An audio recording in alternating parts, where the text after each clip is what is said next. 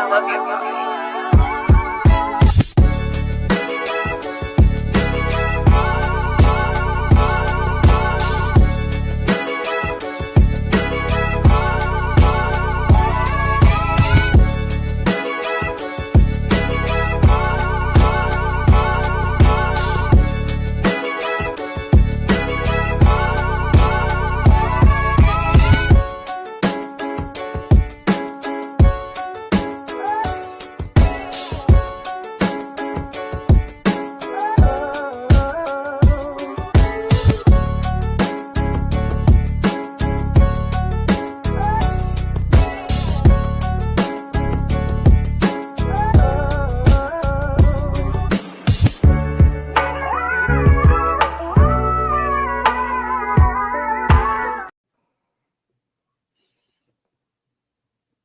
This is Mike Hughes, and you're listening to Mike on the Mic. I don't know why that was a little delayed for about 2 seconds, but we're in here like swimwear, baby. You heard I'm joined by two legends, two Chi-Town enthusiasts, because Tony is technically in Indiana, but I will call ourselves enthusiasts. I'm with Tony Hollandsworth of Inside the Hoosier Mind and Rob Scott, the show that's hot with your boy Rob Scott from Rob's 2 Cents, and welcome to Mars. Rob Scott. I'm Mike Hughes, a.k.a. The Shy Kid. We are sitting here tonight. It is February 28th. Get your froggy pants on because we got a leap day tomorrow. We're going to be leaping into an event that I hope is going to be one of the most historic off seasons in Chicago Bears history. We're going to be talking about the NFL Combine today, what we've heard from Ryan Poles. If you're here for draft analysis, if you're here to find out what 4-4 Malik Neighbors is running, you're in the wrong place. We're talking QBs only today. We're talking a little bit about Caleb Williams, a little bit of Justin Fields, really trying to get inside the mind of Tony and Rob, seeing where they're at right now as it pertains to the Chicago Bears and the #1 overall pick. But Rob, first, I want to start off with you, man. How we feeling? How was your day today? It was crazy because Chicago weather is very bipolar. I mean, we was 75 degrees yesterday. People Yep. was outside queuing. We threw back on the slides. Everybody was talking about going to the lakefront. And then, damn it, Father Winter showed us that he's still here. And Chicago, with its bipolar self, decided to go to 25 degrees. Horrible. And don't forget the tornado storm last night. In a span of 24 hours, it was summer, doomsday, and now it's winter again. So it was crazy. Tony, Well, you know what I call Chicago, right? what do you call it? The next 15. If you don't like how this weather feels, give it about 15 minutes. It's about the realest thing I've heard. About the realest thing I've heard. Tony, how was it in Indy yesterday? Oh, we twins. We exact in the same boat. It was almost 70 degrees yesterday. It felt great. And then about 2:00 this morning, hell opened up and said, "What up?" It rained, it hailed, there was tornadoes, and then sure enough, it dropped all the way down into the 30s. And I swear these wind gusts were up in like the 30 miles per hour today. We were opening the doors at work. It's like slamming open. We're having to like fight to close it. It was nuts. And Rob, same thing here in Indiana. If you don't like the weather, give it like 5 minutes. I promise you it'll change to something different. I think that's just a Midwestern thing throughout. Don't matter. Illinois, Indiana, it's just Midwest. Most definitely. But I will say this, man. They had a crazy lightning show last night. I remember my dad and I, man, he used to do it with his dad before him. They used to just sit out on the porch and watch like a rainstorm. Like everyone's inside bundled up, and they would just be standing out there. And he used to do that with me. So I try to carry that a little bit from time to time. It's got a little cool little lightning storm yesterday, which I thought was really cool. But we got a lot of stuff going on. We got a few storms brewing. We got a few storylines cooking up, heating up, everything going on throughout the NFL.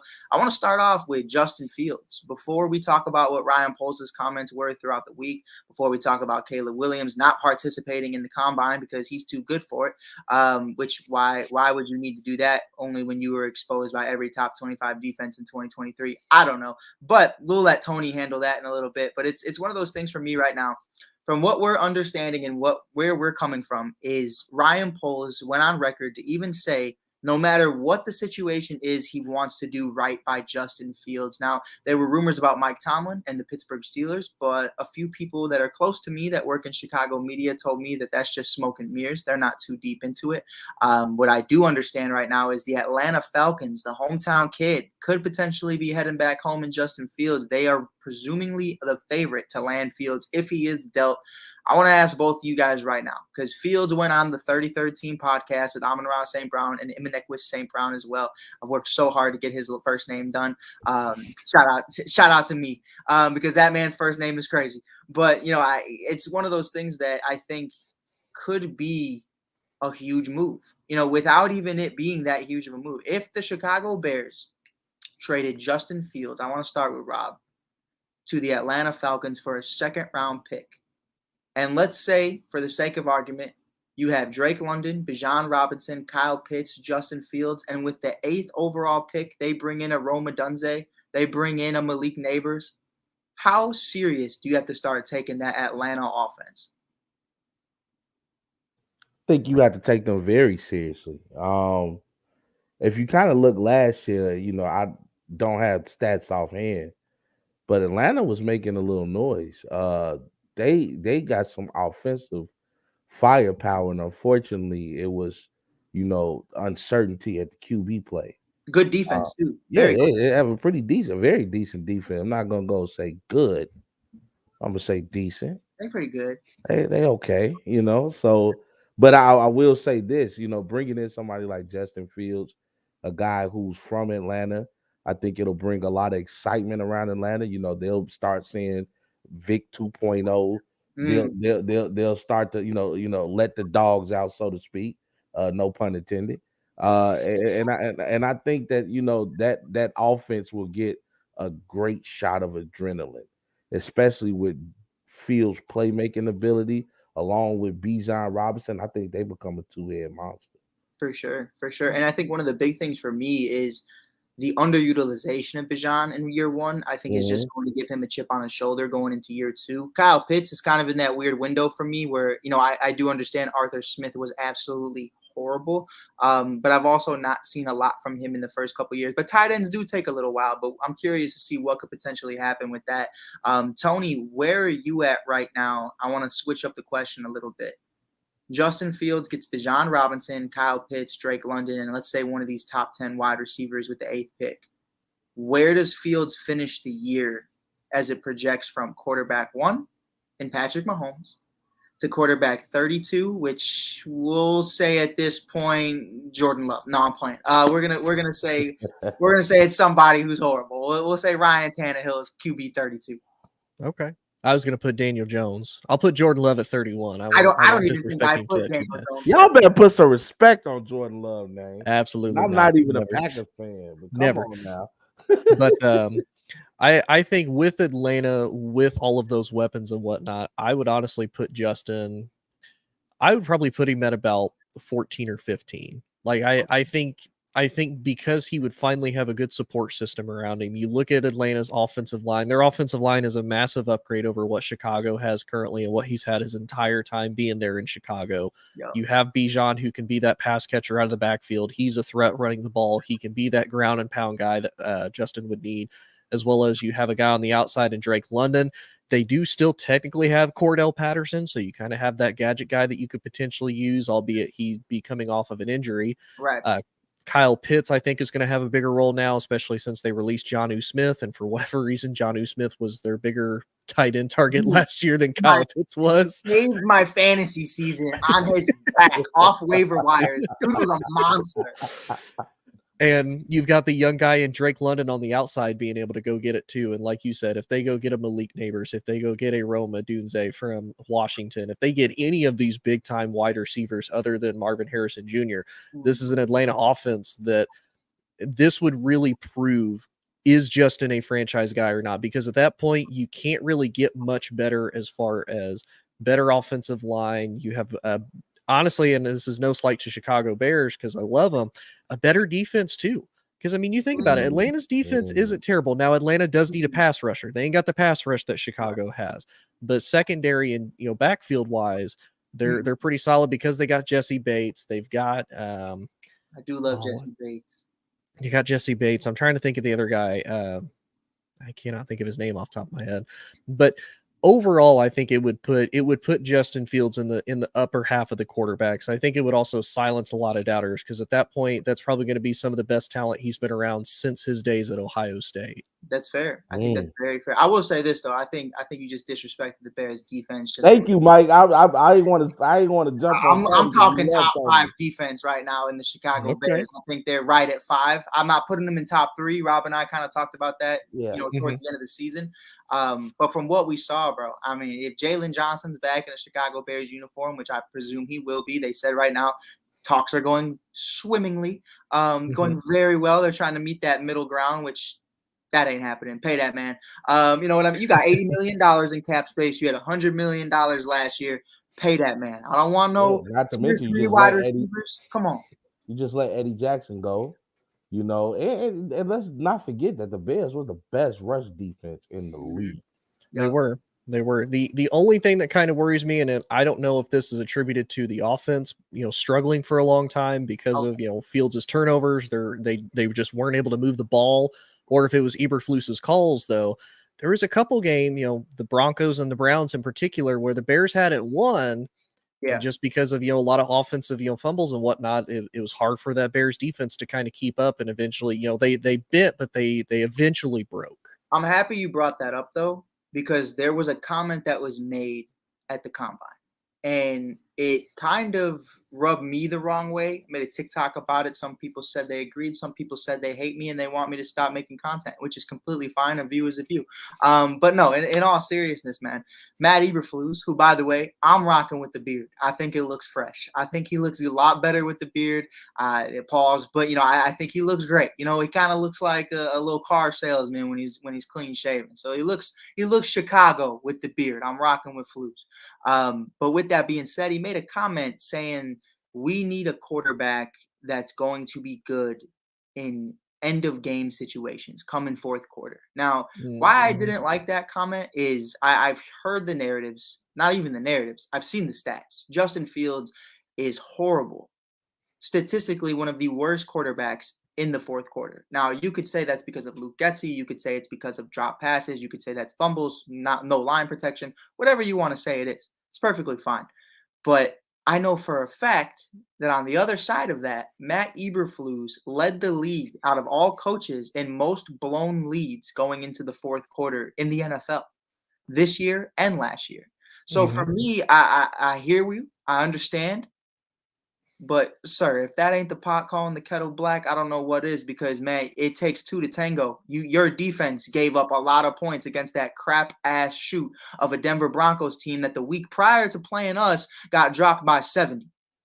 So how we lost that game, you could say what you want. Maybe Justin Fields fumbled the ball 6 times, but at the end of the day, you allowed that offense to score, and that's where I had a problem with it. I said, man, if you want to make that comment privately and you want to talk to Ryan Poles, hey, maybe Caleb's better in the fourth quarter, maybe woo. Okay, perfectly fine. Don't go out there publicly and say that because, man, Chicagoans are great at 2 things in this world. I'll say even 3. We're great at fashion. We're great at sports talk. But the biggest thing of all, remember everything like an elephant. Somebody deal you $5, I promise you, 20 years later, you see that guy walking down the street, it's over with. Hey, Mike, can I add a 4th one? Of course. We petty as hell too. Rob. Come on. Yes. Well, and I'm not gonna lie too, as the head coach, how are you gonna say that about a dude that whether he knows or not, obviously he and Ryan Poles are probably going to be talking about it and whatnot as far as who he wants to be the quarterback. If you do decide to go with Justin, if I'm Justin, the next time I see that man, I'll be like, what are you talking about? Like, oh, we need a quarterback that can, play all 4 quarters. Wait a minute. Like you said, if you want to say that to me privately, or at least to my face, by all means, you say what you got to say. We grown adults. You can talk to me man to man. Don't go out in public and say that to me and then just not expect me to not be salty with you the next time I see you. Right. Like my thing is this. Like, so here's where I come as an athlete, even as a coach. I've coached kids in high school, and you have those real conversations. I'll let you know, yo, Isaac, your shit stinks. Get better. But what I'm not gonna do is not name drop you. I will never make a comment without name dropping the specifics in which I'm stating. I think it's very important. If he went up there and said, well, listen, I think Justin could improve in the fourth quarter. I think we worked on a lot of things, but I think towards the end, especially against Detroit, and, we saw it in 2022, we saw it in 2023, Justin blew the game away with fumbles. It just comes down to it. Against the Tampa game, what was Fields doing? He blew the game. That's really what it was. But I think at the end of the day, when you say we're looking for a quarterback that is better in-game situations going into the fourth quarter, and I'm paraphrasing, of course, but it was the logistics of what he said. That's a problem to me, because if you want to sit down and say, well, Justin could have been better in the fourth quarter and we're going to evaluate that moving forward, I have no problem with it. But the way you said it, in which is you're looking for a quarterback that can do that, you're saying Justin's not that guy. So I don't know. I took it a certain way just because it came from the guy who's blown the most leads. I think it's very ironic. We talk about Mamba a lot on Welcome to Mars, and we talk about Kobe and Mike never asked you to do something they couldn't do. So don't come up here asking me to run a marathon when you ain't walked past the couch in 3 days. You know what I mean? You ain't got out your ass in a month. Like it's crazy to me. But let's also give kudos to Fields as well for just nipping that in the bud, not coming out with a response. Because again, he could have came and said, okay, well, I'm looking for a general manager that can give me protection. I'm looking for a general manager that can get me playmakers. And we could have had a whole verbal battle going on. So, well, Rob, here's the thing. That's the next conversation. Yeah. That ain't happening. If you check Justin Fields' Instagram today, that man's on a yacht. That man's on a boat he's not on a yacht. He's on a boat in Florida on vacation. He has unfollowed the NFL and the Chicago Bears. Tony, I'm going to start with you. Your initial thoughts when you saw me throwing a tantrum when I saw Justin Fields unfollowed the Chicago Bears. Where were you at with it? I mean, I get it. As a Bears fan, you're like, wait a minute, what are you doing? Because you kind of freak out. You're like, okay, this is kind of the symbol of the end. You unfollow the team. We've seen a lot of guys do it. We've seen AJ Brown do it. We saw Kyler Murray do it. We've seen all of these big, NFL stars just delete everything of their team off their social media. And then, either they get traded, they get released, whatever the case may be. For Justin, if I'm Justin, I don't blame him. It's one of those you almost disconnect from social media because it's just so much more worth it to disconnect and not deal with the toxicity. You don't have the fans, you don't have even other players that are going to question you because like you said, as an athlete, if your brothers come up to you like, hey man, are you going to be on the team next year? I don't know. I don't really have an answer for you as far as that goes. And for Justin, is not that he doesn't have an answer. He just legitimately doesn't know. Yeah. And if we're man to man going on the field, it's like, I don't want to make you a promise and then, oh man, actually they're giving me the boot. So for him, I take it as he's going to take vacation. He's going to enjoy his time off. He's going to mentally reset because it's one of those, I think you need it. You're coming at that turn point now. Everybody's starting to doubt you. He's had a long season. And honestly, and you guys could probably agree with me, I think the Bears did a lot better than what people probably expected them to be anyway. I mean, they went 7-10, which, some people may have had less. Some people, potentially had a more. I think I had them 8 or 9 wins potentially. So it wasn't too far off. But I wouldn't look too much into it as far as it being a bad thing because you got to think, NFL fans are some of the craziest in the world because Pittsburgh Steelers fans are going to be trying to talk to him like, oh, Justin, come to Pittsburgh. Atlanta fans be like, oh, Justin, come home to Atlanta. Look at everything you got. Is in his chat right now. He's checking his DMs. Hey, bro, come to Pitt. I already see it. Oh, you know it. Somebody's. I have done that myself a couple times. Come back home to Chicago. Message Justin Jefferson this morning. Asked him if he needed a real quarterback. Just let him know. Let him know I could sling it a couple of yards. But no, man, I completely agree with you, and I want Rob's take, but mine is just really quick because I didn't have a thought on it really quick. I definitely over-exaggerated for Frankie's personal entertainment. But the way I saw it, at first I said, oh, no, it's over. It's Jover. We're done. It's wraps. We're about to get Caleb Williams. And then I went to his Instagram, Chicago Bears in bio. All the pictures of him and his teammates as a Chicago Bear still intact. I've seen, like you said, I've seen athletes do this before. Everything is wiped. Nothing is there that is sports related. Nothing is there with their previous teams. So I was like, all right, he kept the Bears there. He kept them in their bio. He also has ATL in his bio. I understand this is his hometown, but it just didn't sit right with me. It's the wrong time. It's the wrong time for that. You could quickly delete Chicago Bears and just leave ATL, and it's a whole new thing. But, I think, for me, it was just like, man, I got to get away. I worked at Julasco. I worked at Wrigley Field. I've worked so many jobs around the moon. Everybody always makes fun of me because I get fired or I quit. I'm literally Ice Cube of Friday. But with that being said, man, you come to the conclusion that, Rob, if I'm on vacation 10 days, 12 days, you think I'm calling my boss every single day and asking how the shop is doing? No. So if Justin's on a boat right now living his best life, you think he wants to go on his feet and see some cat who might take his job, or hear some 14-year-old who's never picked up a rock tell you that he ain't a good football player? He don't want to hear that noise. Rob Scott, where are you at right now as it pertains to the unfollowing of the Chicago Bears and the NFL? Got to put in the NFL because it wasn't just the Bears. Justin made that clear. I think he just needed a mental break. I mean, when you go through a season like he went through, where remember at one point in time, people were saying, "Hey, start Tyson Bagent. Who said that? Keep Fields on the bench." So you got to imagine, with the physical duress he went under, constantly in fear for his life, not really having a great offensive line to protect you, and then you have to deal with the mental aspect after the game is over. Is Fields good enough? Do we start this guy who wasn't even drafted in Tyson Bagent, a guy from junior college? You know what I mean? Like do we go with Caleb Williams? Do we get more stock for this first round first draft pick? So it's like it's a lot that could just weigh on you mentally, and I'm happy for him. Sometimes you just have to step back away, and count your blessings. Hey, I'm an NFL quarterback. I'm able to go on a vacation. I'm able to be on the yacht, and get your mind away from things. Man, mental health is a real thing, man. And sometimes, just to release from it all is therapy. You know what I mean? So I don't blame him. I would have unfollowed everybody.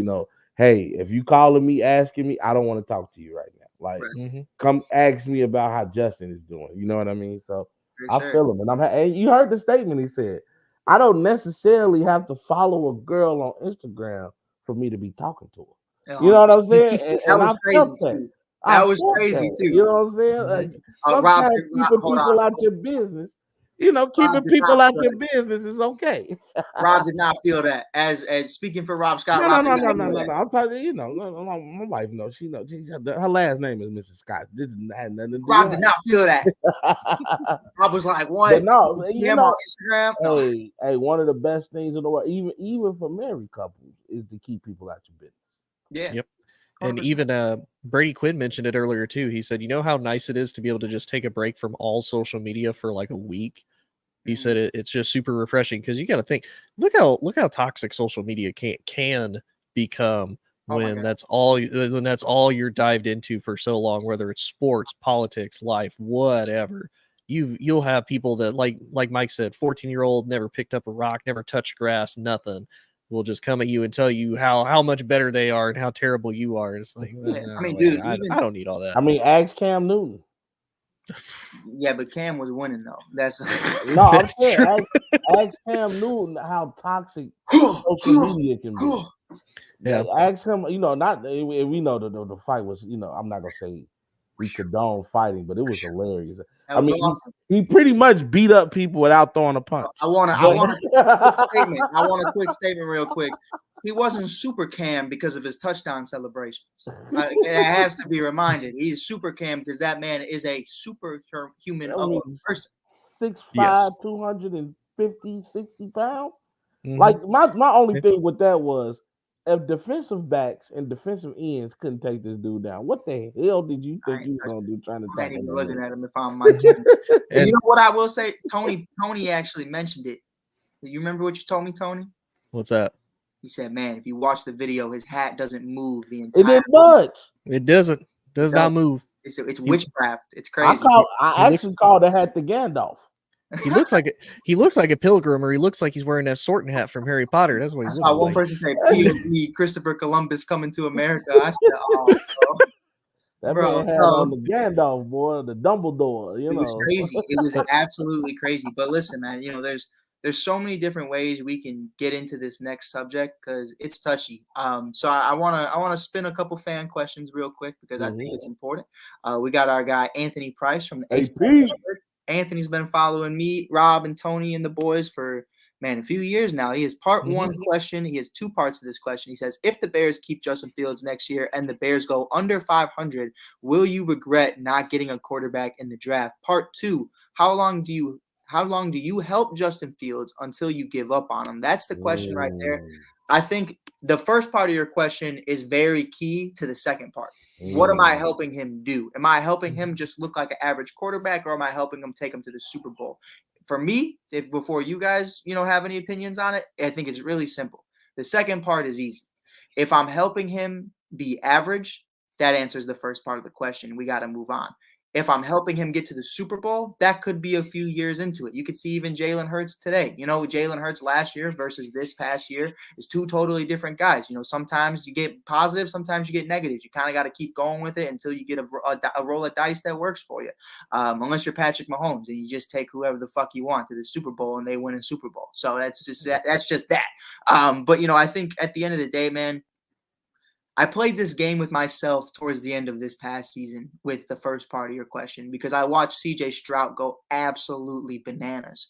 And I understood the Bears could have got C.J. Stroud. Rob and I talked about it. Tony and I talked about it. Why replace a OSU quarterback with an OSU quarterback? Well, the second one looks a hell of a lot better than the first one. So I didn't see it coming. Me personally, I thought he'd be a better passer, but I didn't think it'd translate that fast. So I think you could play that game with yourself all day long. I think the bigger question to me would be what quarterback is having that success on the other end of it. If Caleb Williams is a bust and Michael Penix is having success, I'm not mad that Ryan Poles didn't take him number one and get rid of Justin Fields. You know what I'm saying? So if Jaden Daniels or Drake May have success, I'm still not mad about it because we had number one. You got to think about it. This whole conversation is Caleb versus Justin, because that's what it's going to come down to at the end of the day. You know what I mean? And even for the Bears last year, it was Bryce Young versus Justin, but really it was C.J. Stroud. So I'm not mad that C.J. Stroud ended up being who he was because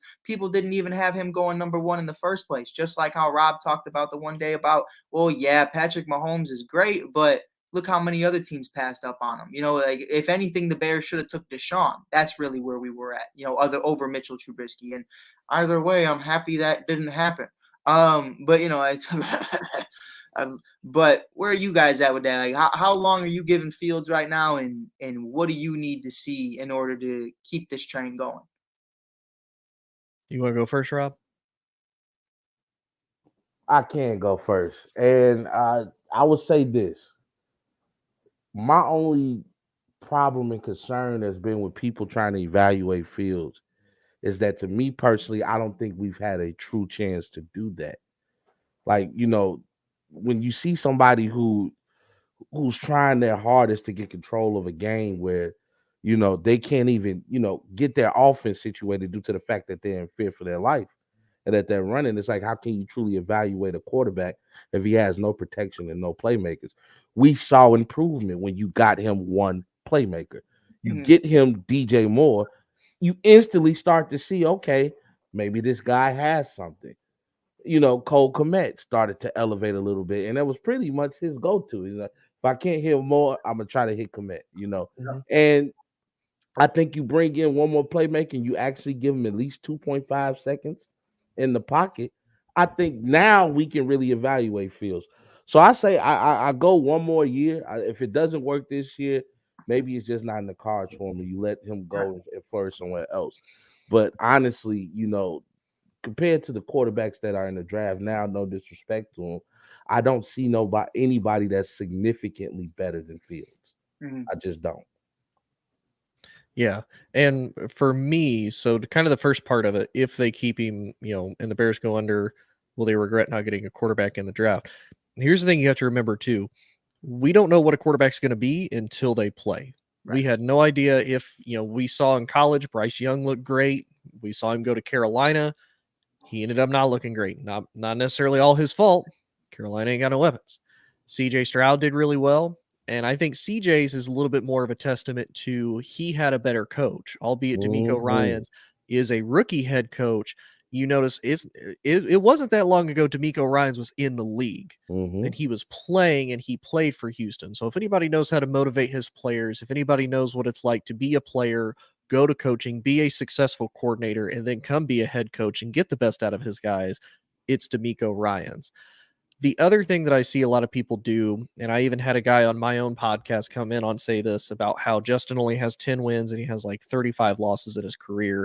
CJ goes to Houston, he gets 10 wins his first season, which is more than what Justin has got. A lot of that depends on where you go in the NFL. And I think a lot of people forget that. Look at how many first round picks that were great in college went to the Cleveland Browns and are now either out of the league, career backups, or something to that extent Right. because Cleveland did not give them the help that they need.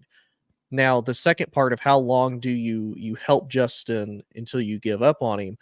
I think that honestly depends on a lot of what they do with this draft. And I know we've talked about it. Do they stick with Justin? Do they potentially use the number 1 on Marvin Harrison Jr.? Do they, trade it back? Do they give a king's ransom to get more and kind of build up the Chicago Bears? If it's me, that's what I do.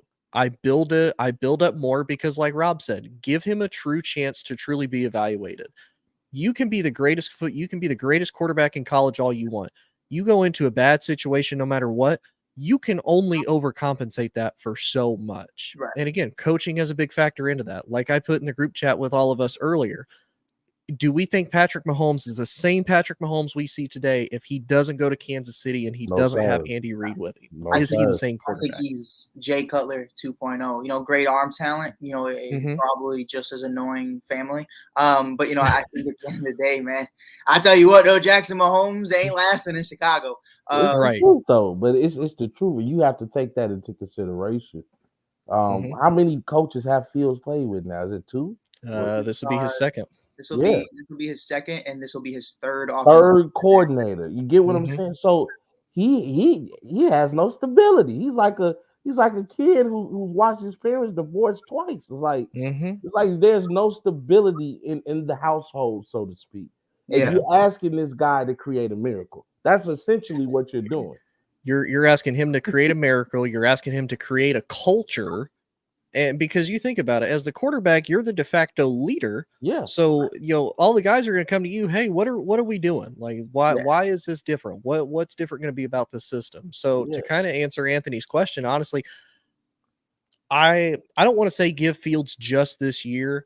I want to see, does he have progression? Is he getting better? If he gets better, then okay, let's kind of have that conversation. Do you extend him for a year? Do you tag him? What do you do potentially moving forward? But I gotta see progression. Even if it's something as you have a winning season for the first time. You don't necessarily have to go to playoffs, but have a winning season. Throw for like 3,500 yards. Throw for like 30 touchdowns. Something to show me, okay, we finally got you what you needed to be our franchise guy. Let's move forward from there. And to me, let's say it doesn't work. You still get everything there. You have a good O-line. You have the weapons.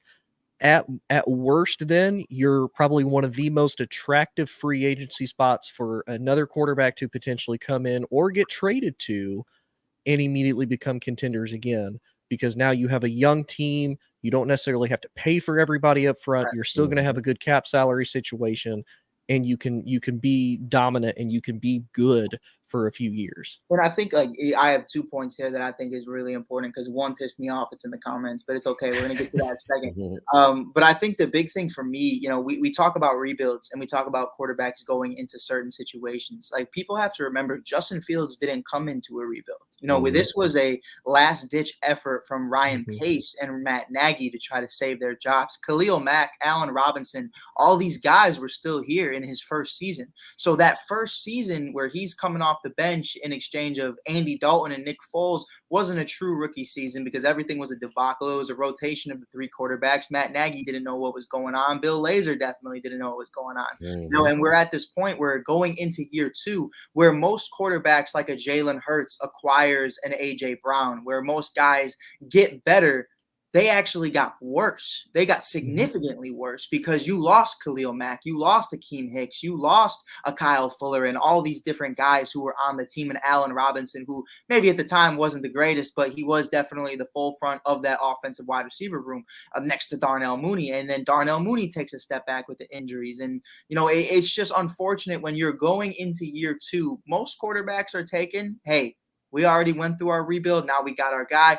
or we just started our rebuild. Now we're going to begin it. You already came into a situation where this was the established team that was the Mitchell Trubisky era, and you came in to close that chapter. And that chapter should have been closed a year prior before even going after Justin Fields so they could excel going into year 2. The second point, everybody's talking about, Justin Fields, fourth quarter stats, fourth quarter stats, this, and that. Listen, if you've ever played ball on any level, high school, peewee, whatever, you got your guys. Like my guys, James Morgan, I call him Morgan Street because that man's about a block a mile radius, and he can get a catch radius. He can grab it. He's in there. Got my boy Lapka Lake, Kevin Lapka. You have him as a DB or a wide receiver, anything in that vicinity, in the pond, drowning, it's gone. That's what it is. You go to your guys. Those are the guys you need to lock up towards the end of the game. For the Chicago Bears, to Rob's point, DJ Moore is that first guy. I saw DJ Moore get double teamed more than anybody I've seen in the Bears history in a long time. I mean, we're even to the Brandon Marshall days. They understand there's no Alshon Jeffrey on that other end. There's no Martellus Bennett on that other end. Shout out Cole Kmet, but he spent a lot of that time blocking to help out Justin Fields in the offensive line that wasn't producing. You got guys like Lucas Patrick who during pregame warmups tears his Achilles or breaks his elbow or whatever 500th injury he has on the year because that man's made of glass. Got Cody Whitehair, who all power to him. Ben's here over 7 years, all pro, a Pro Bowl center. I love what he did for Chicago, but at the end of the day, just like Eddie Jackson, the time was up. You know what I mean? Long overdue. You got to go. And that's just what it was. So I understand the fourth quarter stats weren't great. I'm not going to sit up here and say they were. You know what I mean? At the end of the day, I saw Justin make a lot of moves where I'm just like, bro, get the ball out. You know what I mean? Don't be a hero. Don't be. But it's hard to do that if your receivers are not creating separation. 100% it is. Like receivers not creating separation. And hey, again, you're trying to ask this guy to create a miracle. I've only seen one quarterback so far throw the ball and catch, and that was Lamar Jackson. Yep. Okay. So that's just what it boils down to. You're asking him to do too much with nothing. Right. And that's how this guy has a 200-yard rushing game. Because he's like, I got to do something. Right. You do get to that point, though, and Tony and I have talked about it a lot, where it's like, you're going to hurt yourself. And it's like at some point you got to look at yourself and say, nah, bro, just throw that one away. You know what I mean? Like, I understand that you want to get that first down. You want to show how much you fight for this team. But as sure as the sun is coming up, Tony Hollandsworth is watching college football, and he saw the same thing I did in that Clemson game where my man did not have to break every single one of his fucking ribs in that game. It just didn't have to be done. You talk about my boy. But that's the aggression that Justin Fields has in his game. And unfortunately, that's why you lose the national championship, because Justin isn't the best version of himself. I'm not saying Justin Fields was the fault there in that game, but I promise you if he didn't have a broken hip and 6 broken ribs, he probably plays a lot better in the national championship. But let me tell you this, though. How well do the Chicago fans continue to – because, with us, sometimes everybody in Chicago is not watching football the way that somebody who knows the game watches, right?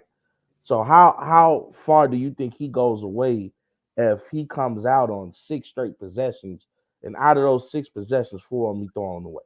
Well, I'll tell you, you're going to start to hear the boos. You're going to start to hear the whisper. I mean, what he's basically trying to do is do exactly what we're saying, and that's create nothing out of something. And I'll tell you, and I agree with you both. I agree with you both. It's a Mhm. recipe for disaster because that's how you end up injured, but also just trying to understand his psyche.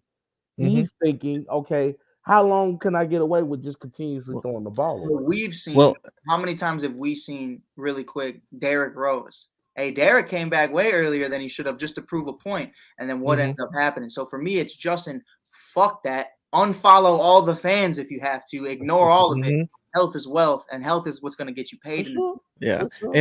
And the other thing, too, that I think plays a major factor, and I don't know if a lot of people think about this or not, who has Fields really gotten a chance to learn behind as far as veteran quarterbacks that have come into the league? Nobody that really fits his skill set. Nobody. You know, you look at Tom Brady. Who did he get to learn from when he took over? He got to learn from Drew Bledsoe and all the years that Drew Bledsoe played in the league. He got to learn from him. Who did Patrick Mahomes get to learn from? Alex Smith, albeit, you know, some people kind of have a love-hate with Alex as far as whether or not he was a bust. His career got revived by Andy Reid. So he got to watch him and how he played. He could even go back to Donovan McNabb days with, you know, Andy Reid and Philly if you want to look at, okay, where's a big, strong, athletic quarterback with a good arm that can be mobile and lead a team to multiple championship appearances like Donovan McNabb. Justin hasn't had that. Who's he had? He's had. Say it, Tony. You forgot one more. Who's that? Say it, Tony. Who did Jordan Love learn from? Oh yeah, I'm not giving him that. Absolutely not. Absolutely not. Never. Tony, I will say, I thought Rob was going somewhere else with that. You know, we can even look at what the Baltimore Ravens did in 2018. They brought in Robert Griffin III for Lamar Jackson, and they understood the assignment of saying, "Hey, listen, RG3, we're not asking you to play. We just need you to remind this kid that health is wealth and how to do what he needs to do, but in the most efficient way possible, in the way that you couldn't." So I think I definitely agree with you, but I also kind of agree with Rob that maybe he's onto something there. But we're not gonna. I gotta give Tony a hard time. But I will say, I know you do. Before the end of the season, he gonna look and say, "Okay, Love is decent." Absolutely not. No, this season's gonna prove it. I promise you, this season's gonna. But prove I will say this to Tony's point. I think we've already seen the proof that Aaron Rodgers did not help Jordan Love whatsoever. I think that Aaron Rodgers said, "F that kid." I think. I don't think he had direct. Like, I don't think he. But he learned from watching. Which is why I have a problem when they call an injured person a rookie of the year, because it's like, are you truly a rookie when you get to be around the team? But that's a different conversation. And honestly, in all honesty, much because you know I don't like Rodgers and I don't like Love. Rodgers gave Love gave him the same treatment Brett Favre gave him. Yes, he was did. like, I'm not trading you.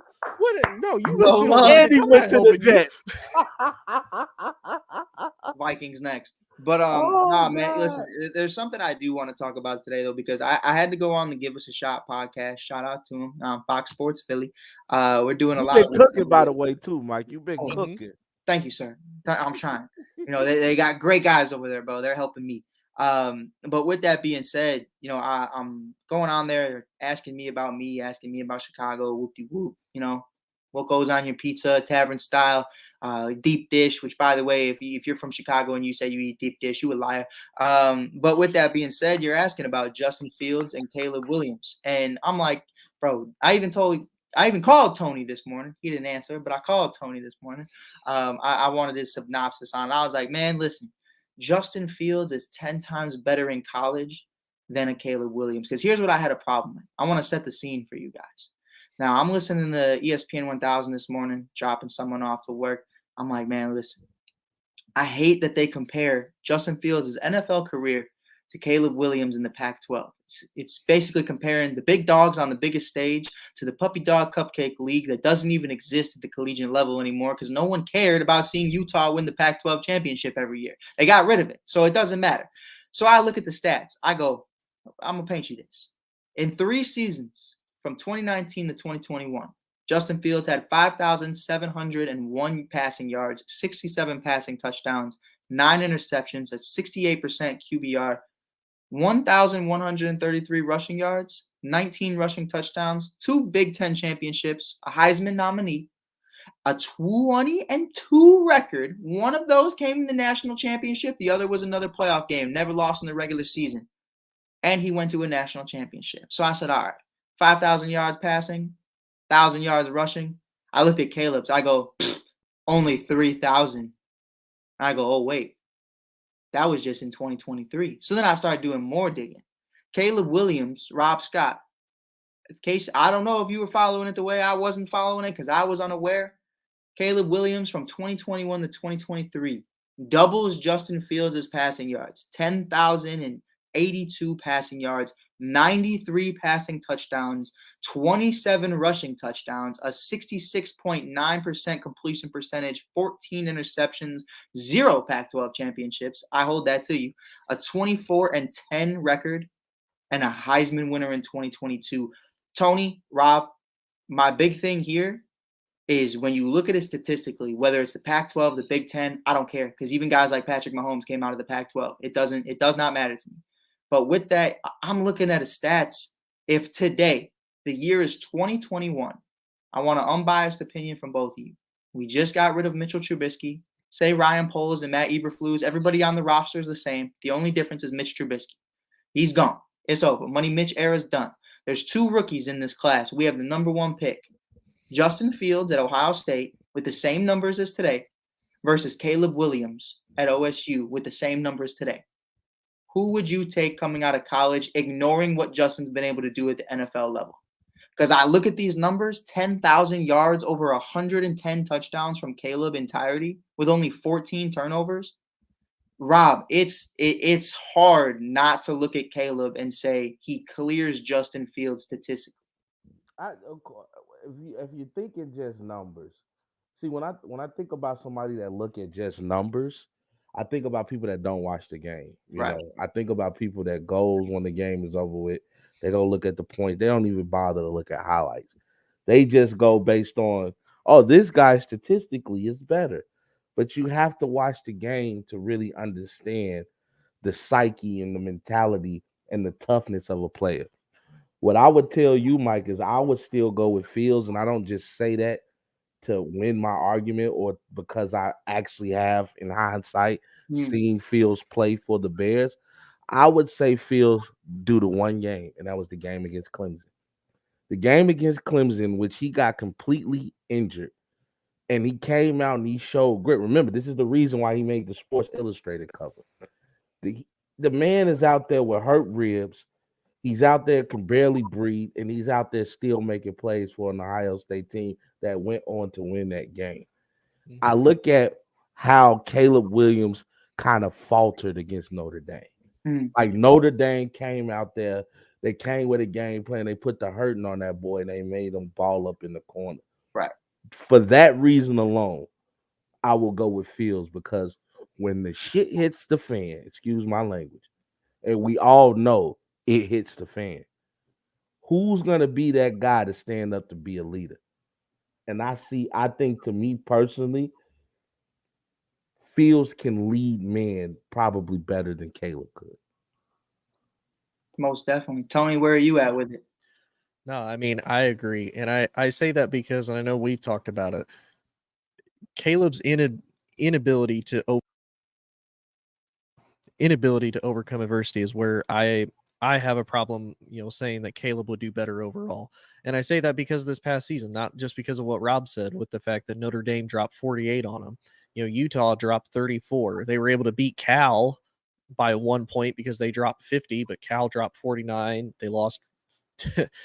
Washington dropped 52 on them. Oregon dropped 36. And then UCLA dropped 38. The only time Caleb has ever had a comeback win was the game when Spencer Rattler was struggling. Which, by the way, Spencer Rattler is horrible. Yes. He filled in for Spencer Rattler. He went 5-2 for them in his time at Oklahoma there. Keep in mind, there was still a quarterback controversy there with, do we go with Spencer? Do we go with him or not? And one thing I do want to throw out there as far as a quick fun fact, one of the games that Oklahoma barely won, they beat Brock Purdy-led Iowa State by 7. You want to know what Caleb Williams' overall passing record was against Iowa State, a team that is not generally known for, being collectively as a team great? That team is Brock Purdy only. He went 8 for 18, 44% completion, 87 yards, 1 passing touchdown, and an interception. To be fair, though, I will say this. Justin Fields did not look great at Georgia either.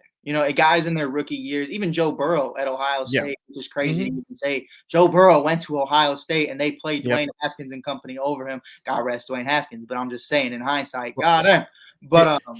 But here's where I'd make that argument, though. Okay. This is when Oklahoma is 10-1. So it's not like it was one of his first games. Like, he had a couple games under his belt. So it's like, okay, you kind of got to learn a little bit. For sure. But no, like we've pointed out, I don't think Caleb Williams is a bad athlete. I know everybody says that he's potentially Patrick Mahomes 2.0, which to me is kind of crazy because when you put 2.0, that means that you're better. And we can't say if he's better than Patrick Mahomes or not. You take it that way? I don't really take it that way. I I think kind of take it that way. he has some Mahomes-esque It's type qualities. qualities. Like, I Right. mean, don't get me wrong. I don't want people to watch us on Mike's show and think that we're against Caleb Williams. Like, I think Right. he's a hell of a quarterback. I mean, at least Say, in college, yeah. he's had some plays where I'm like, wow, that was Right. okay. This kid might be And better to than I Rob's think. point, Rob said this on Rob's 2 cents, and I thought it was months ago, but I remembered it. Rob said, "I am no hater. If Caleb Williams takes the Chicago Bears to the Super Bowl, damn right, I'm celebrating on Soldier Field Mhm. Drive. Like that's what it is. You know what I mean? Yeah. Like we're not haters whatsoever. I think we just understand the situation in which we're in. We're very comfortable with the other cat we have in the room. Yeah, Hey. I just feel that when it comes to mentality, I think that plays a huge role in being a quarterback, especially in the NFL. Think about it. One of the things that people don't talk about with Tom Brady, they talk about, his arms, accuracy, and everything. But one of the things I think that goes overlooked is mentality. Like Yes. I had a thing where I called him Psycho T. When you saw him throwing iPads and things Mhm. over there, Psycho Tom was a real thing. When he's yelling at dudes twice his size, saying you better be there and you better block. I bet not get Yeah. touched. You Mhm. gotta have that type of mentality. And to me, Justin Fields, I feel like mentally is stronger than Caleb Williams. Like I've seen Caleb. Like remember before the Notre Dame game, Caleb Williams was like one of the in the top conversations for being a back-to-back Heisman winner. Yeah. But Mhm. he completely fell off the map after that Notre Dame game, and I think that has something to do with mentality. It's like you know when that fire gets real hot, can you stand the heat or do you get the hell out the kitchen? And I And think to me, I think he gets out the kitchen. for me, Tony kind of broke it down for me in a different kind of way when I was on Inside the Hoosier Mind. And we were really breaking down egos. And I think I've seen the highs of Caleb Williams and I've seen the lows of Caleb Williams, and I don't like how he responded in either of them. In the highest of the I do. highs, this is all over the newspaper. He's all over advertisements. He's in commercials doing endorsements, and that's fine. Get your money, but Crazy ego though. when Mhm. when you have a Heisman year and you win a Heisman, and then the next year you have that drop off in percentages in what you're able to do against top 25 defenses in the Pac-12 and just top 25 defenses in all of the NFL, in college football, you start to have those real conversations of how much work did you put in this offseason? You kind of acting like you already made it. You climbed the mountain. You're a 6-time Super Bowl champion, and now you're the GOAT. Like you kind of start to feel yourself a little bit. Now when your shit starts to stink, oh man, now I'm crying to my mom. Now I'm doing this. Now I just want to go home and pet my dog. And it's like that stuff's cute. But I will say I've seen the highs and the lows. I've seen Justin Fields go to a national championship. Did not change his composure whatsoever. I've seen Justin Fields win 3 games in a single fucking season and look absolutely horrible. Did not change his composure whatsoever. Did not make excuses. Did not make any storyline or fabricate anything to why he didn't have success. No drops from Darnell Mooney, Tyler Scott, Bayless Jones, Chase Claypool, none of them. He didn't blame any of it. I mean, running the ball 6 straight times with Luke Getsy against the Green Bay Packers in Week 18. Was that why we lost the game? Yeah. Is that what Justin Fields said to the media? No, of course not. And I think that's really where I'm at with it is, if you're an athlete and you're watching this on TikTok right now, or you're watching this on Rob or Tony's or myself's Facebook, YouTube, if you're an athlete of any type, or even if you are a part of a job or anything, a friend group, I don't care if you're playing Hell Divers 2 and somebody's making call out signals and you have a specific role, that's completely fine. But if you're not willing to go to war for the guy next to you, a problem, especially when the guy next to you is the guy leading the charge at QB1. And for me right now, what I've seen from Justin Fields, I've been scouting this kid, watching him since I was 15 years old. That's no cap. Tony knows. I mean, we're the same graduating class. Me, him, Trevor Lawrence, Tyler Hero, Zion Williamson, John Moran. I've been watching those guys since the beginning, especially Hero in the Wisconsin days. Like that brother was the coldest white boy in the Midwest. And to knock it off topic, but you see Justin Fields, and since the beginning, since he was on the Netflix series QB1 Beyond the Lights, I mean, it was insane to watch him work. Insane to watch his military grid father just install that into his brain that we do not make excuses. We demand straight A's. I remember he told the story. He didn't have straight A's in a math class, and his dad shaved his head. I mean, he made him go to school with a shaved head because he said, if you want to look stupid, you're going to look stupid. That's just what it is. So I'm not saying that Justin Fields should be QB1 because he has a good mentality. I don't care if you're the toughest dude in the room. If you suck, you suck. But I've seen Justin Fields break single-game NFL records set by Michael Vick. I've seen Justin Fields set NFL records by some guys like Lamar Jackson and Michael Vick. So to have that success and see Lamar win MVP, 2 MVPs, Rob, I can't sit here and say that this formula doesn't work. And to your point, I've seen. My bad, Tony. Let me say this, and then it's all yours. To your point, Mike, I've also seen Justin Fields be a leader even when things wasn't going his way. I mean, they were talking about a guy in Tyson Bagent possibly taking his job, and the way that he was there to be a voice to Tyson Bagent, you know, to cheer him on in his wins, and you can tell that the team cradled around that. You know what I mean? Like, that's not an easy thing to do, to watch somebody be possibly speaking about, you know, making history on your watch. Right. You know what I mean? And for you to be like, well, you know what? If it's gonna better the team, it is what it is. You know, remember they continued to start Bagent even when he got hurt. My bad, Tony. Go on. Yeah. No, you're good. I wanted to ask y'all both kind of a quick question because it'll lead into my point. Do y'all? We could probably agree Lincoln Riley is one of the best offensive-minded college football coaches that is in the league right now, right? For sure. So he was able to do pretty well with Caleb at Oklahoma. He got him to a Heisman season his second year, you know, his first starting season in the Pac-12 at USC. Same guy, same quarterback, same team. You're only able to go 7-5. You lose 5 out of your last 6 games with one of the best offensive college football coaches in the game that we have today currently, and you can't overcome that. That's kind of my thing where I think mentality-wise, I struggle with Caleb, because if you can't do that with one of probably the greatest offensive minds in college football in the game today, and you can't get it figured out, and if you lose a couple games, no big deal. You lose a couple games, that just happens. And again, we've seen it. We saw it for the last 3 years when he was there. Alex Grinch was his defensive coordinator. Alex Grinch can't stop a wet paper bag from holding anything. Yeah. You can't rebound with that. Like much to Mike's point, that makes me really wonder how much work, how much dedication are you really putting into the game? Because you have all of that. You still have a super talented USC team, and y'all were rolling first few weeks of the season, but you all of a sudden can't get it back together. You can't correct it. That to me is a problem. I will say Great this. point, Tony.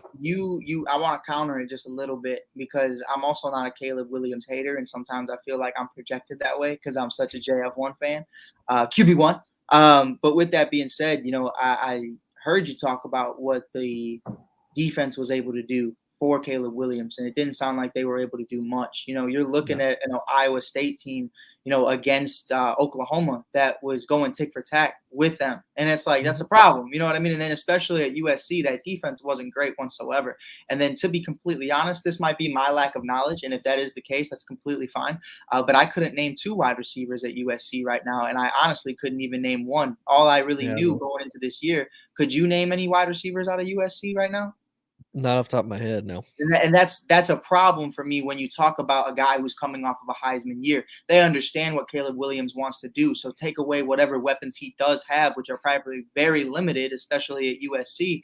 It's not like a situation where Justin Fields has Chris Olave, Garrett Wilson, Marvin Harrison Jr., Jackson Smith, and Jigba. Now, he obviously didn't have all of them at the same time, but the conversation is teams like Ohio State, teams like Alabama, teams like Clemson back in the day were able to have such a hot commodity of weapons for their quarterbacks. I think Caleb was kind of at a disadvantage going into this season because he had that target on his back of being a Heisman winner, on top of having Cliff Kingsbury in his ear, which may have benefited him, may have not have. But in all seriousness, though, I think that defense wasn't great whatsoever. And I think when you look at the weapons, if unfortunately, whether it's my knowledge being bad or not, if I can't name one wide receiver of a Heisman winner quarterback that he played with, that's a problem. You know what I mean? Like, Rob, who's the point guard of the 2018 Chicago Bulls?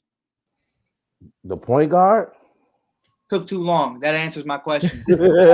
I had to think about that. It was like do do do. You know what I'm saying though? Like, if I can name you Caleb Williams' offensive supporting cast and his weapons, how can you truly judge his game in 2023? Here's my only kind of counter to that. And again, Please. it's not dismissing that, because For again, sure. you're going to take a step back if you don't have as good of wide receivers, or kind of the same thing with draft picks. They might be labeled as 5-star prospects, they might be labeled as 4 stars. If they don't live up to the potential, they just don't live up to the potential. That is what it is. If you're supposed to be that guy at quarterback, though, Mm. to a point, you should be able to make it work. And much like Justin has found out, and I think somebody made a meme of it as a joke, because I don't think Justin actually said this when he came to the Bears. He's like, most of these guys wouldn't make Ohio State's roster. Like, if you're I Caleb think he and did say that, but it got taken a little like bit out out of of proportion. context, Yeah. yeah, He was just but saying Ohio State is very legit. yes, but like, if okay, say hypothetically, like Caleb goes to New England, Right. what does New England have for him to work with? And again, I'm not expecting him to do absolutely everything with nothing, but that's kind of my point, though. If you're supposed to be that guy, you should be able to work with it a little bit. I'm not expecting you to blow the world away with records. I'm not expecting you to get 12 wins out of this, but you should be able to do something if you're that guy, especially in an offensive system like Caleb was in, the same system for the last 3 years. These wide receivers should be able to work with that, and he should. And again, what are you doing in your off time? Are you working with your wide receivers? Are you trying to build that chemistry and that connection with them to try and get better, to keep it close? Right. Because when they started facing better competition, it was a totally different ball game. For sure. And I think again, the pushback, we can go back and forth all day, I feel like. But I even look at Patrick Mahomes at Texas Tech. Amazing quarterback mind, amazing offensive mind, and Cliff Kingsbury. Again, can't name 2 wide receivers for Patrick Mahomes at Texas Tech. That's a problem. And they weren't able to win ball games. Now, Patrick did have a solid career, but it wasn't any different than I feel like Caleb Williams of 2023. And I think that's really my big thing right now is you could have great minds in the room. Look at Nick Saban this year, though. You know what I mean? Nick Saban's a great mind, and they shit the bed because they had horrible quarterback play. And by the time Yep. they figured it out, it was a little too late, and it still wasn't good enough. So I think there's a lot of levels to this, man. But we got a couple more questions before we get out of here. Oh, Can I make one more? Can I make one more counter, though? Because I gotta make one more counter. Just one. I know, I love it. Other than Patrick Mahomes, can you name one player that Cliff Kingsbury has made successful, collegiately or NFL? Can you name me one player Cliff Kingsbury made successful? Caleb Williams and Patrick Mahomes. But Caleb was already successful before he got there. But again, and Patrick got successful because he was with Andy. That's fair. That's fair. At the end of the day, I'm going to ask you this with a counter. Who did Phil Jackson make successful before Michael Jordan? I can't just be mad at you because this was your first time having success. When you hot, you hot. That's just what happens. If Rob Scott gets 1 million views on a video tomorrow, I ain't going to be like, but what did he do yesterday? Hey, Rob's hot right now, though. That's just what it is. You know what I mean? So at the end of the day, I think that's what it comes down to. Shout out Rob Scott.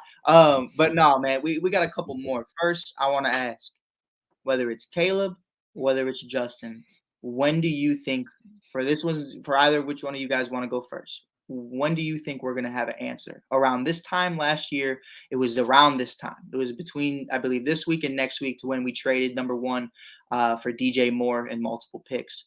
When do you think we'll know whether Justin Fields is the guy or whether we're going with Caleb? I don't know. I would say this, because you don't necessarily. They can still go get Marvin Harrison Jr. with the first pick. Of course. So and how Rob, really quick, how me, you, and Tony made it an hour and 3 minutes into this before anyone uttered the word Marvin Harrison Jr., it rattles me. It scares me because you know how much I want Marvin. So it's unfortunate, but please continue, please. If they keep the number 1 pick and they get Marvin, we don't know, because right now, if I'm Ryan Poles, I'm keeping everything close to the chest. This is like a poker hand I'm looking at, and I know for a fact I'm about to get the full house. And I'm just gonna bide my time.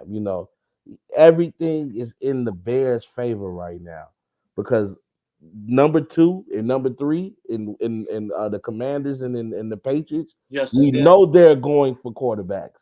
They are going to go get a quarterback, and we have the 9th pick.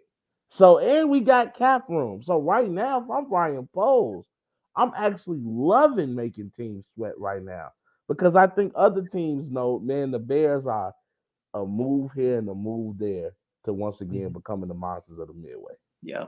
Yeah. I honestly think we will find out 2 weeks from today.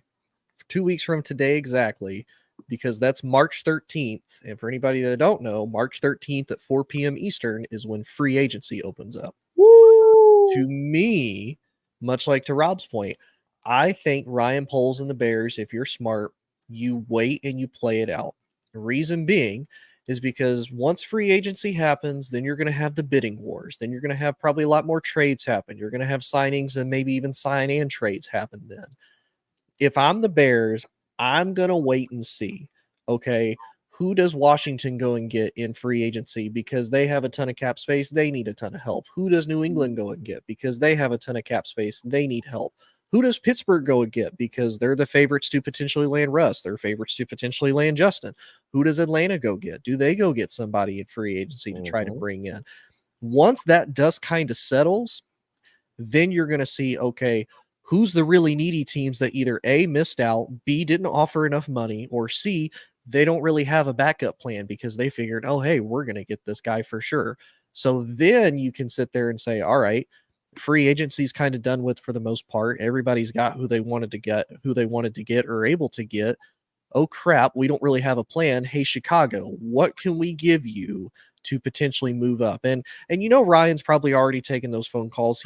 I know I've seen a few reports on social media. His phone's ringing nonstop. And if I'm Ryan, that's a great thing that my phone's ringing nonstop because you have that option.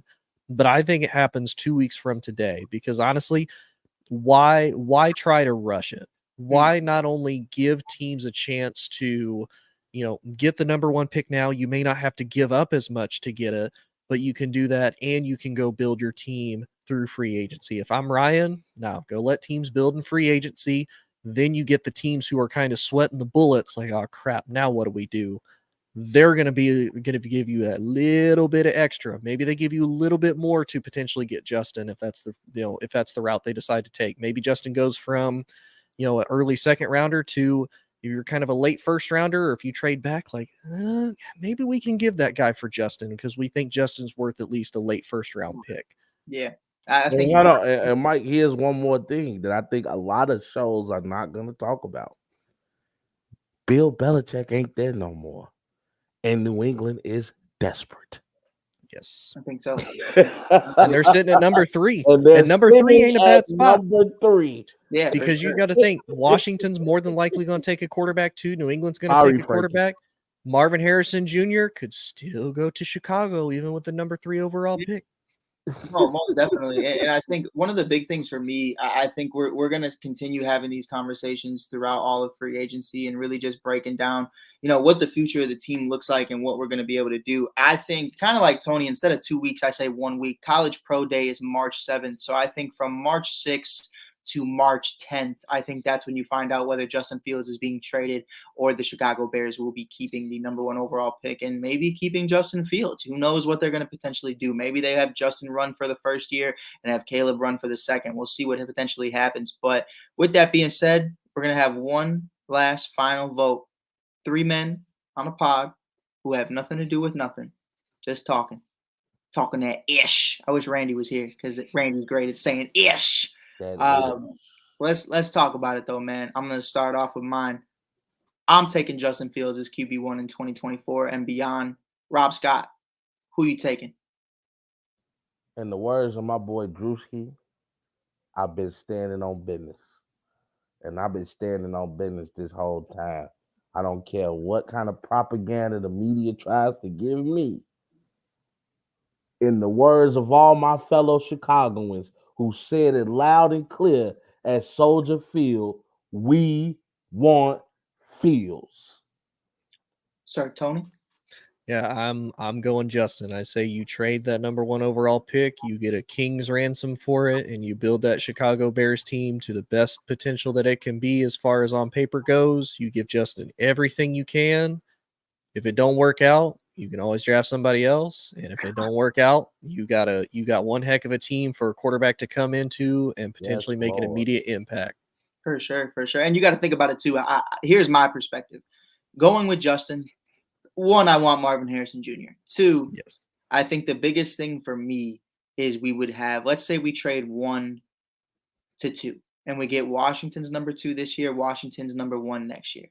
Whether that's the number 1 overall pick or not, the Bears will have their own first-round pick, the Carolina Panthers first-round pick, and they will have the Washington first-round pick of 2025. So if I want to fuck around and say I want the number 1 overall pick in 2025, I could trade all 3 of them damn first if I really wanted to, if it was that bad of a situation. Now, the quarterback class next year, but we'll see what happens. But with that being said, man, this is Rob Scott. Hold on. Hey, Mike. Hey, Tony.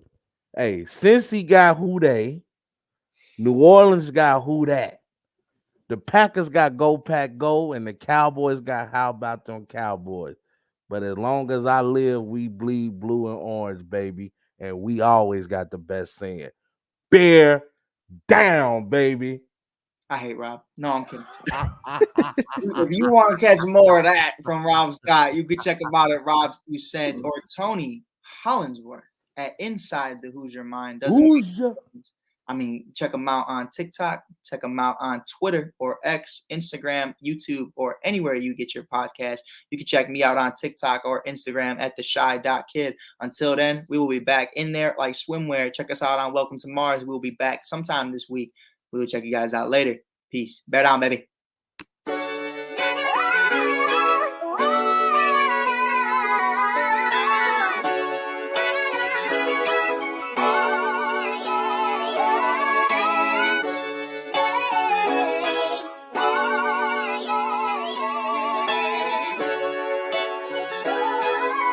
I love you.